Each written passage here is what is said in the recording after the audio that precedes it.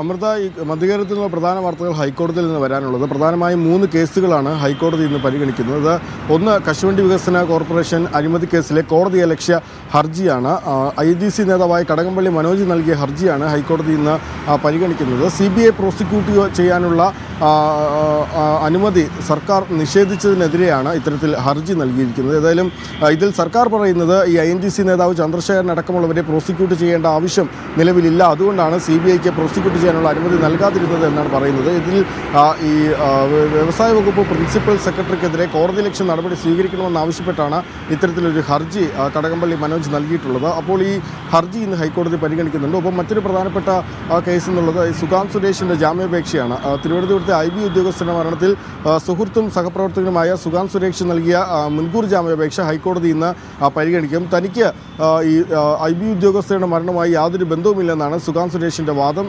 തന്നെ കുടുംബത്തിൻ്റെ പരാതിയിൽ തന്നെ അറസ്റ്റ് ചെയ്തേക്കുമെന്ന് തനിക്ക് ഭയമുണ്ടെന്നാണ് പറയുന്നത്. നിലവിൽ സുഗാന്ത് സുരേഷ് ഒളിവിലാണ്. പക്ഷേ ഇയാൾക്കെതിരെ പേട്ട പോലീസ് രജിസ്റ്റർ ചെയ്ത കേസിൽ ഈ സംഭവത്തിൽ പോലീസ് രജിസ്റ്റർ ചെയ്ത കേസിൽ ഇയാളെ നിലവിൽ പ്രതിയാക്കിയിട്ടില്ല എന്നാണ് മനസ്സിലാക്കുന്നത്. ഇയാളുടെ മുൻകൂർ ജാമ്യാപേക്ഷ പരിഗണിക്കുന്നുണ്ട്.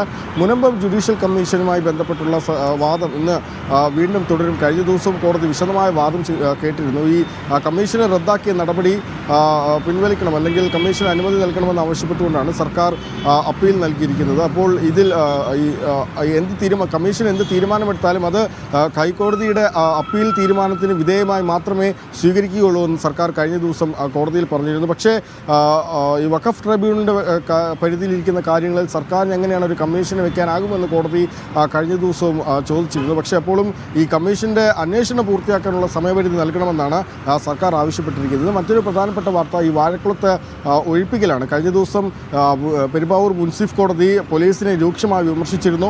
SP നേരിട്ട് കോടതിയിൽ ഹാജരായി വിശദീകരണം നൽകണമെന്ന് ആവശ്യപ്പെട്ടിരുന്നു. അപ്പോൾ ഇന്ന് വീണ്ടും ജുഡീഷ്യൽ കമ്മീഷൻ അവിടെ ഒഴിപ്പിക്കാനെത്തുകയാണ്. കഴിഞ്ഞ 8 തവണയും ജുഡീഷ്യൽ കമ്മീഷൻ അവിടെ എത്തിയപ്പോൾ ഈ ഒഴിപ്പിക്കാനാകാതെ മടങ്ങേണ്ടി വന്നിരുന്നു. അപ്പോൾ ഇന്ന് കോടതി ഉത്തരവ് ഈ വൈദ്യുതി അടക്കം വിച്ഛേദിക്കണം, പോലീസ് ജുഡീഷ്യൽ കമ്മീഷന് ഒപ്പം നിൽക്കണമെന്നാണ്. കഴിഞ്ഞ തവണയൊക്കെ ഇത്തരത്തിൽ ജുഡീഷ്യൽ കമ്മീഷൻ്റെ പ്രവർത്തനങ്ങൾക്ക് പോലീസ് ഒരു തടസ്സം, അല്ലെങ്കിൽ പോലീസ് വേണ്ടത്ര പിന്തുണ നൽകുന്നില്ല എന്നൊരു ആരോപണം ഉയർന്നിരുന്നു. ഒപ്പം തന്നെ ചില സർക്കാർ ഉദ്യോഗസ്ഥന്മാരും ജുഡീഷ്യൽ കമ്മീഷന് പിന്തുണ നൽകുന്നില്ല എന്നൊരു ആക്ഷേപമുണ്ടായിരുന്നു. അപ്പോൾ ഏതായാലും അതിലാണ് ഈ പെരുമ്പാവൂർ മുൻസിഫ് കോടതി ഒരു രൂക്ഷ വിമർശനം ഉന്നയിച്ചിരിക്കുന്നത്. അപ്പോൾ ഇന്ന് വീണ്ടും അവിടെ ഒഴിപ്പിക്കാനായി ജുഡീഷ്യൽ കമ്മീഷൻ അവിടെ വലിയ സംഘർഷ സാധ്യതയുണ്ട്. കഴിഞ്ഞ തവണയൊക്കെ വലിയ സംഘർഷ സാധ്യതയുണ്ടായിരുന്നു. അപ്പോൾ ഇന്ന് ഈ വൈദ്യുതി അടക്കം വിച്ഛേദിച്ച് പൂർണ്ണമായും ഇന്ന് ഈ ഒഴിപ്പിക്കൽ നടപടികൾ നടത്തണമെന്നാണ് കോടതി കഴിഞ്ഞ ദിവസം ഉത്തരവിട്ടിരിക്കുന്നത്. അപ്പോൾ വലിയ സംഘർഷ സാധ്യത 8 കുടുംബങ്ങളാണുള്ളത്. ഒപ്പം മാത്രമല്ല അവിടെയുള്ള ജനങ്ങൾ മുഴുവൻ സംഘടിച്ച് ഈ ഒഴിപ്പിക്കലിനെതിരെ ഒന്നിച്ച് നിൽക്കുകയാണ്. അപ്പോൾ അത് വലിയ സംഘർഷത്തിലേക്ക് പോകാനുള്ള സാധ്യതയുണ്ട്. മറ്റ് പ്രധാനപ്പെട്ട വാർത്തകളടക്കം മധ്യകേരളത്തിൽ നിന്ന് വരുമെന്നാണ് നമ്മൾ പ്രതീക്ഷിക്കുന്നത്. ഓക്കെ.